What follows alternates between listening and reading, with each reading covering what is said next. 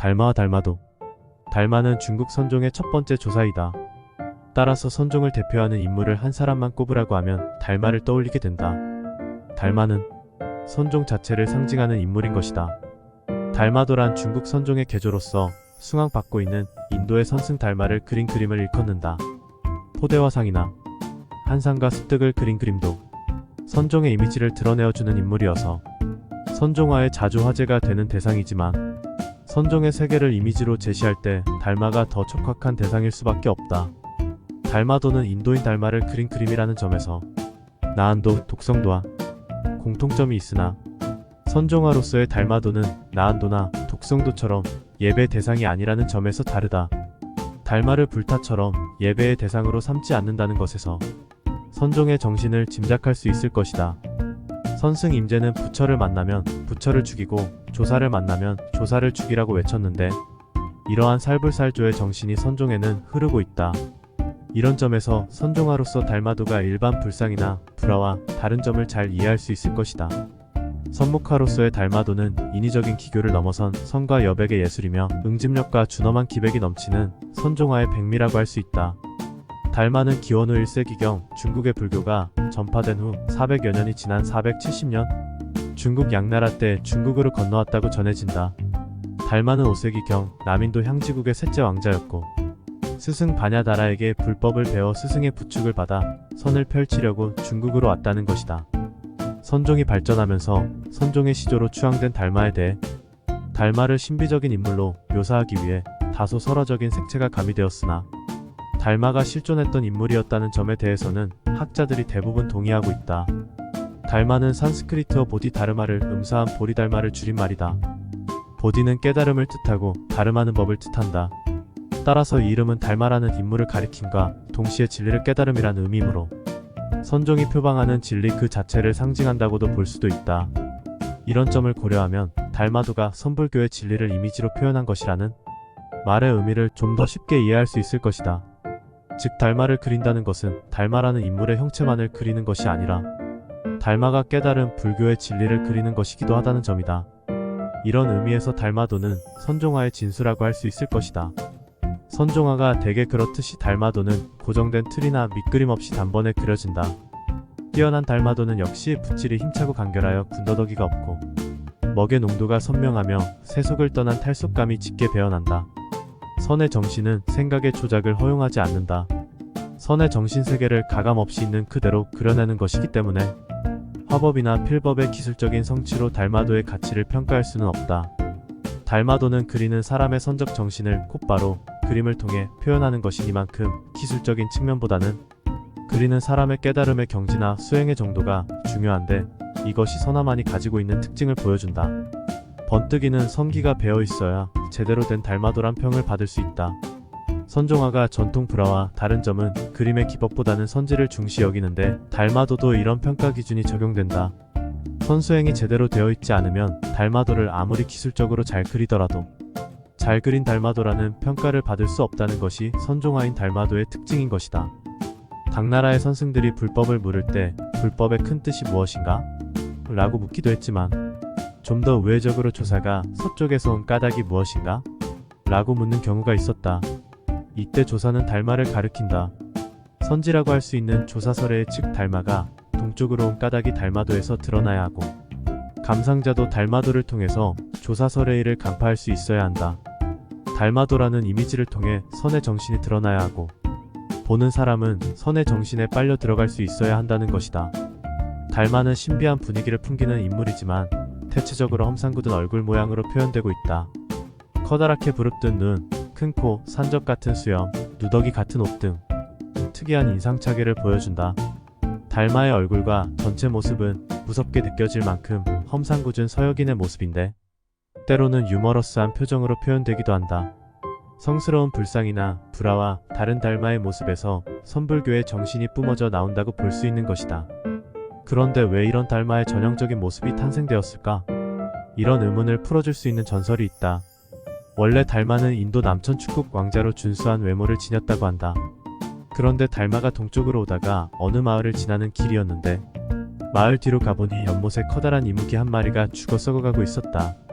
수련을 쌓아 신통력을 지니게 된 달마는 자기 몸은 벗어두고 정신만 빠져나와서 죽은 이무기의 몸속으로 들어가 이무기를 다른 곳으로 치웠다.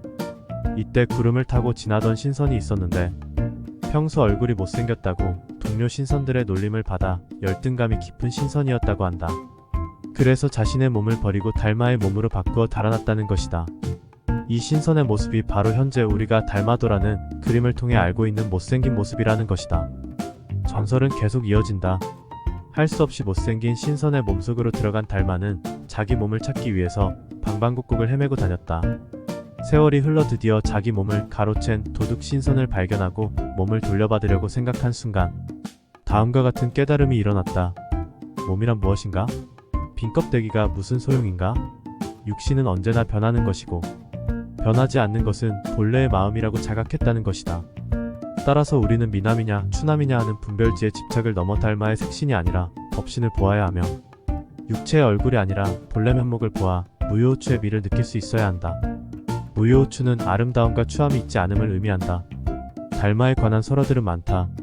앞서 언급한 달마의 외모에 얽힌 전설 이외에 갈대잎을 타고 바다와 강을 건너고 죽고 나서도 다시 모습을 보였다고 하는 등 신비적으로 채색된 달마에 대한 설화들이 있고 이런 설화들을 바탕으로 해서 다양한 달마도가 그려졌다. 현실성이 희박한 전설적인 이야기들 때문에 일부 학자들은 달마를 실존 인물이 아닌 가공의 인물이라는 설을 제기하기도 한다. 그러나 달마라는 사람이 실존했던 것만은 사실로 밝혀지고 있다.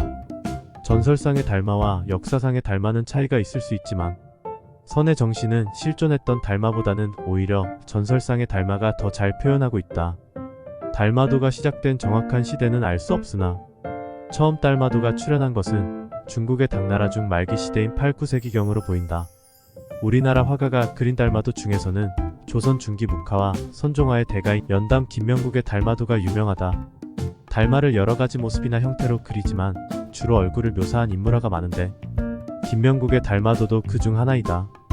김명국은 달마의 상반신만을 그리면서 짙은 먹색의 간결하고도 속도감 있는 필선을 사용하고 있다. 부리부리한 눈, 텁수룩한 턱수염은 선승의 거침없는 내면 세계를 잘 드러내고 있다.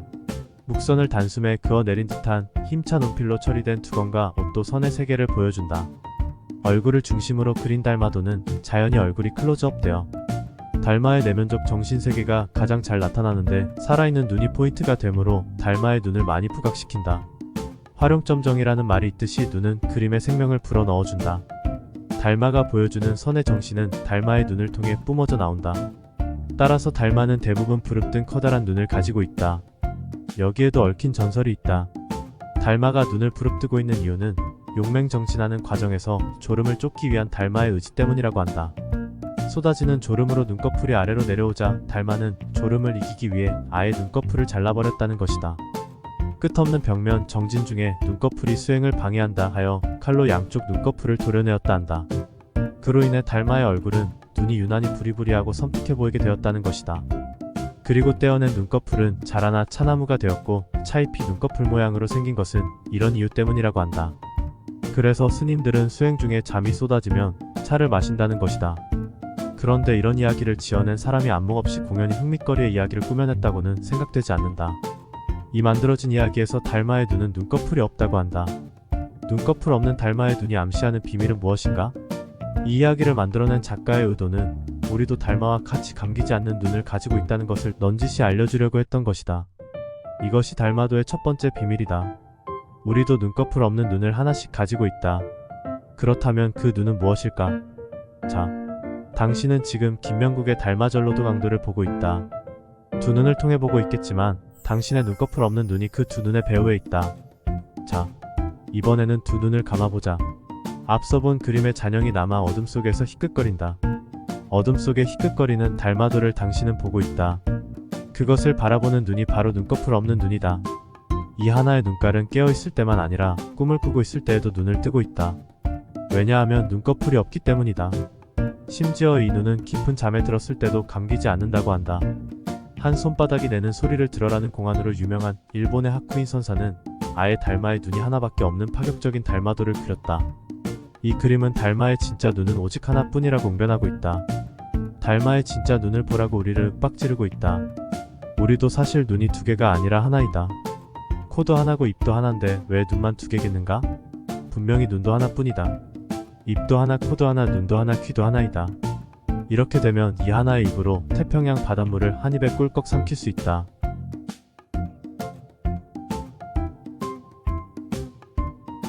앞서 언급했듯이 달마도의 내용들은 주로 달마의 행적을 그린 설화에 바탕하고 있다. 그 중에 전로도강은 갈대 한 가지를 잘라타고 맨발의 달마가 강을 건너가고 있는 모습을 그린 것이다. 그 밖에 이와 비슷한 장면이 전로도해라는 제목으로 그려지기도 했는데 갈대를 타고 바다를 건넌다는 뜻이다. 이들 그림은 서 있는 모습의 전신상으로 그려져 있다.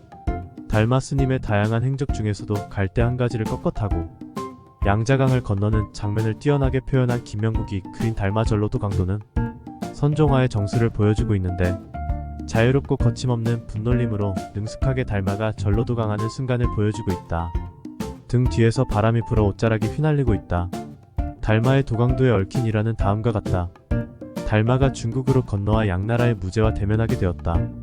양무제는 불교와 승려들에게 엄청난 혜택을 주어 공덕을 많이 쌓았다고 스스로 자부하고 있었다.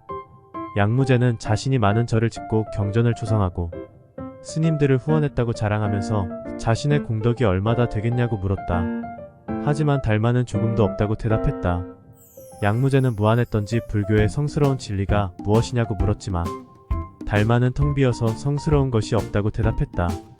어이가 없어 양무제는 당신은 도대체 누구냐고 물었으나 달마는 당당하게 모르겠다고 대답했을 뿐이다. 선종의 초조다운 파격적인 법문을 펼쳤지만 이해받지 못하자 달마는 양자강을 건너 북쪽으로 가는데 이때의 장면을 그린 것이 달마도 강도이다. 아마 이 동영상을 보고 있는 당신은 달마가 가랑 입 타고 남진아이를 지나왔다든가 양자강을 건넜다든가 하는 이야기를 사실로 믿지는 않을 것이다. 그렇다면 이 이야기가 전하고자 하는 비밀은 무엇일까? 그 비밀에 접근하기 위해 청리달마도라는 것을 살펴보자. 주장자의 신발 한 짝을 메고 가는 달마를 그린 청리달마도라는 것이 있다. 청리달마도는 달마가 보리루지 등의 시샘을 받아 독살당해 죽은 지 3년이 지난 후에 중국 사신 송운이란 사람이 귀국하면서 국경 근처에 있는 고갯마루에서 지팡이에 집신 한 짝을 대롱대롱 매달고 가는 달마를 만났다는 설화를 바탕으로 하고 있다. 중국으로 돌아온 송운이 확인하기 위하여 달마의 무덤을 파보니 무덤에는 신발 한 짝만 남아있었다는 이야기다. 달마는 신발 한 짝만 무덤 속에 남겨놓고 신발 한 짝은 지팡이에 꿰어매고 서천으로 갔다는 것이다. 이런 이야기들은 무엇을 의미하는 것일까? 다만 가랑입 타고 바다를 건넜다는 이야기처럼 황당한 이야기일 뿐일까? 아니면 달마의 초능력을 부각시켜 그 위상을 과장하기 위해 만들어진 이야기일까? 환상소설은 리얼리즘 소설보다 훨씬 더 리얼리티를 잘 드러낼 수도 있다. 달마의 이야기를 환상소설의 일종으로 볼 때 달마와 달마의 집신 이야기는 우리에게 무엇을 전해주고 있는가? 또 달마와 갈대잎 이야기는 우리에게 무엇을 전달하고자 하는 것일까? 그것은 달마를 육체적 차원, 즉 색신의 차원에서만 보지 말고 법신의 차원에서 보라는 것이다. 달마의 색신 대 달마의 법신은 달마의 집신 대 달마이다. 달마의 색신은 집신처럼 땅에 묻혔을지 모르지만 달마의 법신은 건재하다. 달마의 색신은 물론이고 우리의 색신들도 지팡이에 매달려 대롱거리는 집신처럼 움직이고 있다. 하지만 이 색신을 움직이게 하는 것은 진짜 달마 즉 법신이다. 달마의 색신 대 달마의 법신이 달마의 집신 대 달마라면 달마도 강도나 달마도의 도도 이런 방식으로 해석할 수 있지 않을까? 이들 그림에서는 어떤 공식이 성립할 수 있을까? 갈대잎 대 달마는 X 대 달마의 법신이다. 라고 할 때 X는 무엇일까?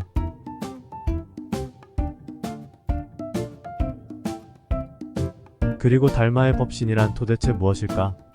달마의 법신과 우리의 법신은 같을까 다를까? 그런데 서 있는 전신상의 달마도 외에 앉아서 좌선하고 있는 달마도 있다. 면벽 참선하는 모습을 보이고 있는 달마도를 면벽달마도라고 부른다. 세슈의 달마도는 달마가 벽을 보고 앉아있지만 면벽달마도라고 부르지 않고 해가담비도 라고 부른다. 달마의 등 뒤에 또 한 명의 등장인물이 보이는데 이 사람이 선종의 이조인 해가이다. 해가담비란 해가가 자신의 팔을 자른다는 뜻이다. 해가라는 사람은 왜 자신의 팔을 잘랐을까? 양무제와 헤어진 달마는 강을 건너 소림사가 있는 숭산의 동굴에서 날마다 벽만 바라보고 앉아 있었다. 그래서 사람들은 그를 일러 벽관바라문이라 일렀다. 이렇게 앉아있기 9년, 하루는 눈이 무릎에 닿게 쌓였는데 해가가 찾아와서 가르침을 청했다. 그러나 달마는 무시하고 벽만 보고 있었다. 해가는 물러나지 않고 사흘 밤낮을 눈이 내리는 동굴 밖에서 기다렸다. 그래도 달마가 꿈쩍도 하지 않자 해가는 자신의 구법을 향한 결심을 보이기 위해 칼을 꺼내 자신의 팔을 잘랐다는 것이다. 그때 달마가 무엇을 원하느냐고 묻자 해가는 불안한 마음을 없애달라고 했다. 그러자 달마는 너의 마음을 가져오너라. 그러면 너의 마음을 편안하게 해주겠다고 했다. 해가는 마음을 찾으려 해도 도저히 찾을 수 없습니다 하고 대답하자 달마는 너의 마음을 편안하게 했다라고 말했다. 이 그림은 이 장면을 보여주고 있다. 그럼 해가라는 사람이 진짜 달마 앞에서 팔을 잘랐을까? 아마 아닐 것이다. 이 이야기가 전하고자 하는 본뜻은 육체적 고통보다 심리적 고통이 더 심각한 고통이란 것을 강조하는 것이 아니겠는가? 또는 육체인 색신보다 불생불멸의 법신이 중요하다는 것을 말하려고 하는 것이 아니겠는가? 다시 세슈의 해가 담비도를 보자. 이 그림은 세슈의 해가 담비도이다. 해가는 오른손으로 자신의 잘려진 왼팔을 들고 있다. 해가는 결국 자신의 색신 일부를 주고 펍신을 돌려받았으니 남는 장사를 한 것이다. 진짜 달마도를 그릴 줄 아는 사람은 달마도라는 이미지를 통해 달마의 색신이 아니라 펍신을 보여주려고 했을 것이다. 색신의 그림자라고 할 수 있는 이미지를 통해 오히려 펍신을 드러내는 것. 이것이 달마도의 두 번째 비밀이다. 달마도가 가지고 있는 진정한 의미는 달마의 겉모습인 달마의 색신이 아니라 달마의 진짜 모습인 달마의 법신을 일깨우는 데 있다. 색신은 육체의 몸이고 법신은 진리의 몸이다. 이 그림을 뚫어지게 보자. 달마의 법신이 보이는가? 달마도의 비밀이 보이는가? 만약 보이지 않는다면 이전 동영상을 복습하면서 허공을 잡아보도록 하자. 마조의 제자의 제자인 황벽에 따른다면 법신은 허공이다.